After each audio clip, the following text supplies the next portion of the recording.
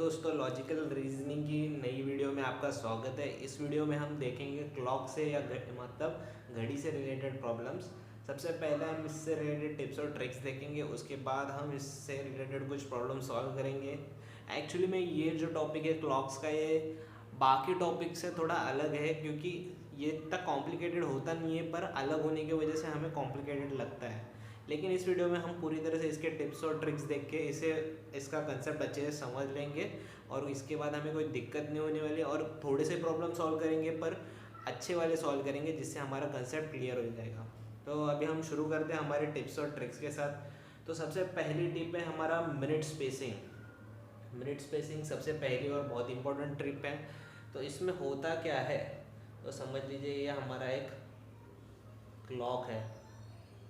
12, 1, 2, 4, 5, 7, 8, 10, 11। तो ये जो मिनट स्पेसिंग है हमारी 12, 1, 2, 3, 4, 5, 6, 7, 8, 9, 10 और 11। तो ये जो हमारा टाइम है जिसके ऊपर हमारा क्लॉक चलता है, तो मिनट स्पेसिंग का मतलब क्या होता है कि समझ लीजिए ये 12 और 1 है, तो इसके बीच में जो 1, 2, 3 और 4 जो रहते हैं तो वो मिनट स्पेसिंग होता है। मतलब 12 और 1 के बीच में 5 मिनट स्पेसिंग होती है। मतलब बीच में तो 4 ही होती है, पर 1 को इंक्लूड करेंगे तो 5 मिनट स्पेसिंग हो जाती है। तो इस हिसाब से पूरे इसमें 60 मिनट स्पेसिंग्स होती है। मतलब 12 से शुरू करेंगे और वापस अगर 12 पे आते हैं तो उसमें 60 मिनट स्पेसिंग्स होती है। तो उसके बाद हमारा दूसरा पॉइंट है एंगल्स।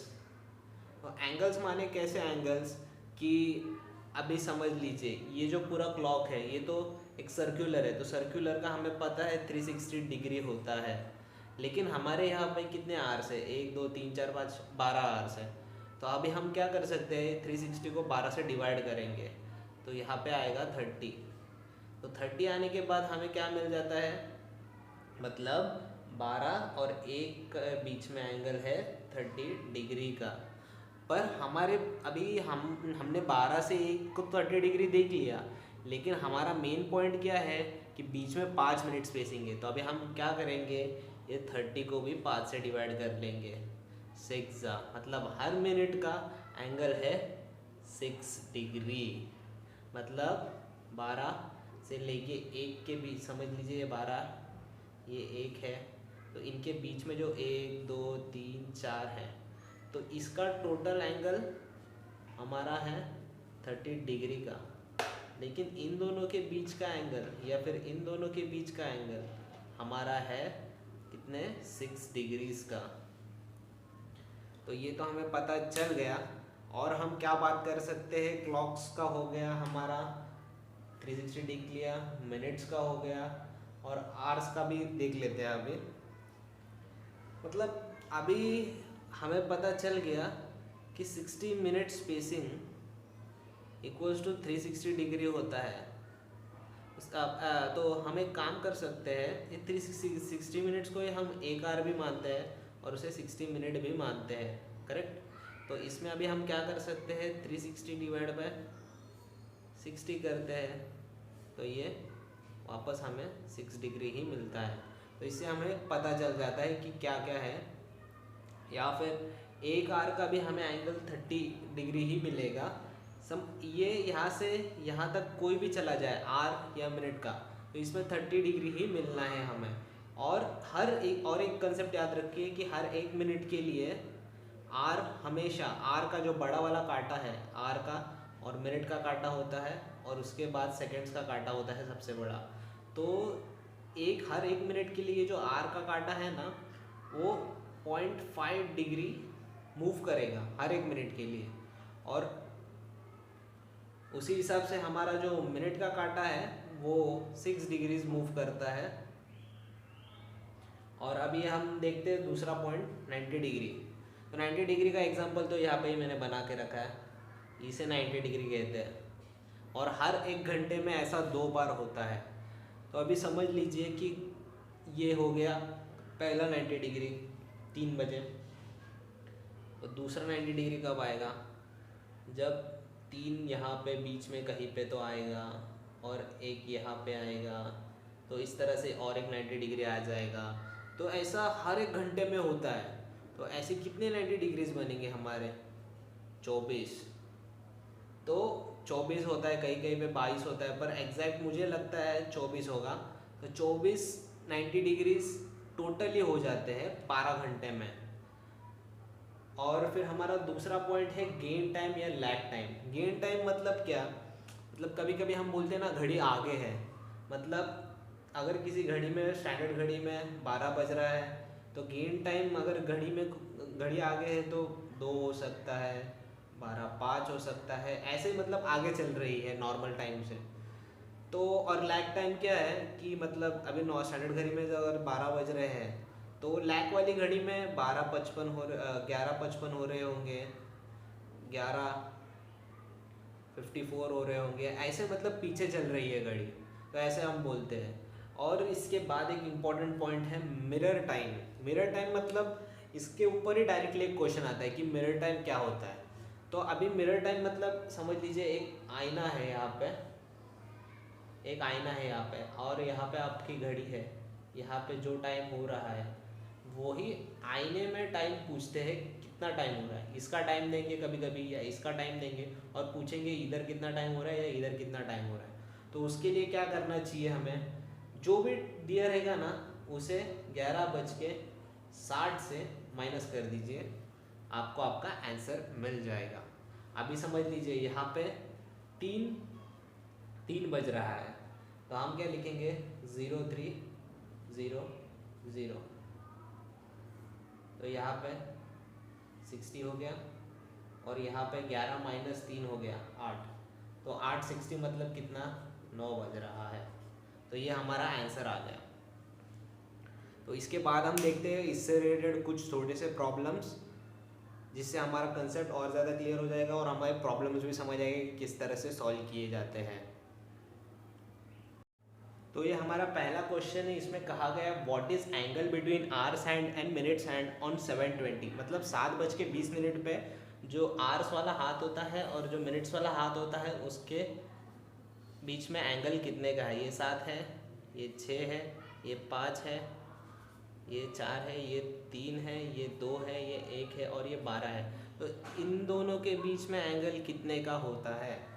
तो सबसे पहले हमें पता है कि किसी भी 2 यूनिट के बीच में हमें 30 डिग्री का एंगल है। तो हमें पता करना है कि साथ में कितना है। तो ये 30 × 7 कर देंगे = 210 डिग्री मिल जाएगा हमें। तो हमें पता चल गया कि इसका 210 डिग्री है। तो अब क्या हमें आंसर मिल गया, नहीं, क्योंकि ये हाथ जो है ये एग्जैक्टली 7 के सामने नहीं होगा, ये कहीं पे तो यहाँ होगा, क्योंकि ये हाथ आगे आ चुका है। तो हमें उस हिसाब से फाइंड करना होगा। तो अभी पहले इसका हम फाइंड कर लेते हैं किस हिसाब से, इसके रिस्पेक्ट से। तो ये इसमें कितना हो रहा है 20 मिनट, तो 20/60 कर लेते हैं, ये 1/3 आ गया।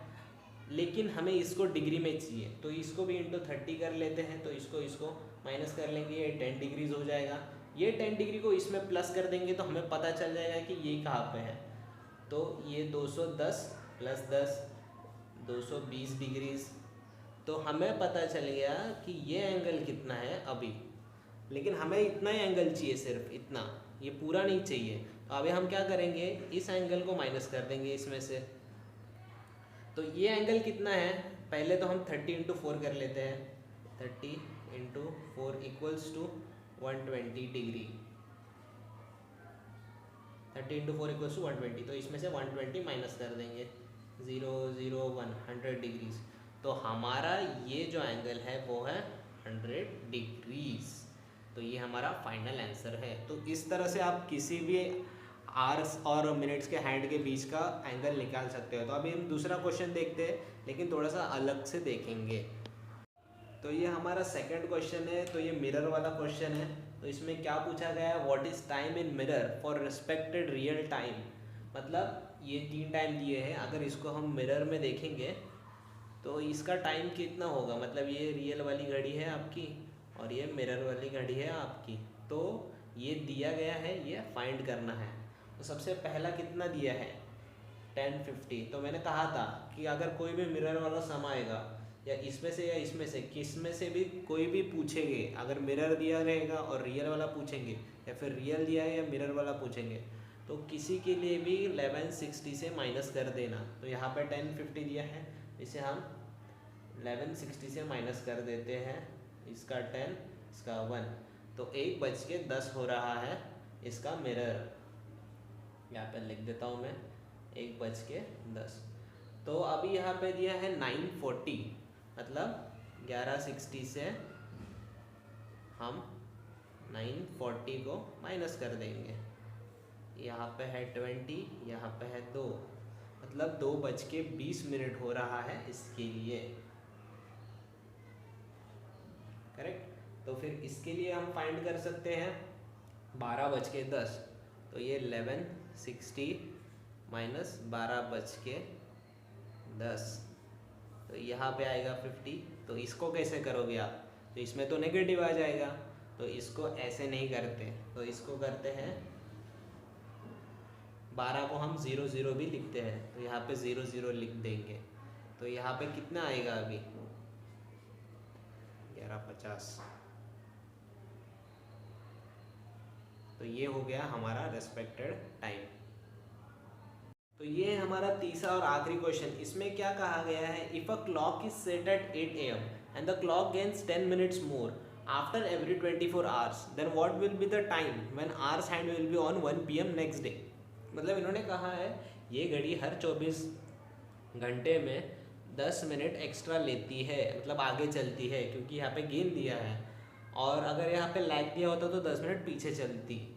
तो इन्होंने क्या कहा है, मतलब अगले दिन 1 बजे इस घड़ी का एग्जैक्ट टाइम क्या होगा जब ये घंटे का हाथ 1 पे होगा। तो ये हमें ढूंढना है इसका एग्जैक्ट टाइम। तो सबसे पहले 8 के बाद 24 घंटे होते हैं वापस नेक्स्ट डे 8 AM, और फिर यहाँ पे दिया है 1 PM। तो इन दोनों के बीच का डिस्टेंस है 5 घंटे का, 5 आवर्स का। तो 5 आवर्स का डिस्टेंस है, तो हमें पता करना है ये 5 घंटे में कितना टाइम और गेन करेगी। सबसे पहले हम देख लेते हैं कि ये अगर 24 घंटे में 10 मिनट एक्स्ट्रा लेती है तो ये 1 घंटे में कितना लेगी। तो इसके लिए हम 10 / 24 करते हैं और ये 5 घंटे का × 5 करते हैं, तो ये 50/24, तो ये समथिंग 2 पॉइंट समथिंग हो जाएगा, 2.0 समथिंग हो जाएगा। तो हम ये 2 मिनट ही पकड़ लेते हैं।